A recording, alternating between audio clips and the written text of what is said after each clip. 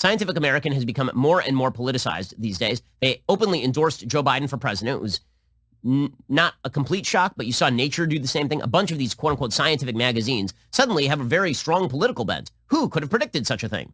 Okay, there's a piece in Scientific American in which the magazine announces that they are no longer going to use the term climate change. Instead, they're going to use the term climate emergency. Now, I was not aware that there's a scientific designation that amounts to emergency. There is such a thing in medicine, for example. There's like emergency medicine, right, which is the person's going to die if you don't do something about it right now. But climate emergency, it's not as though a certain level of climate change occurring over the course of the century turns it from just change to emergency. This is a completely political designation. And by the way, I do not consider it a quote-unquote emergency if the climate were to warm 4 degrees Celsius over the course of the next century. I consider that a gradual change that human beings are going to have to adapt to with increased technological know-how as well as innovation, which human beings have been doing for literally all of the history of humankind.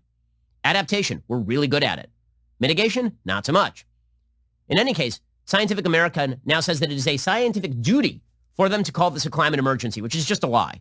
It's just a way for them to create a certain level of alarmism that is unjustifiable by the facts on the ground.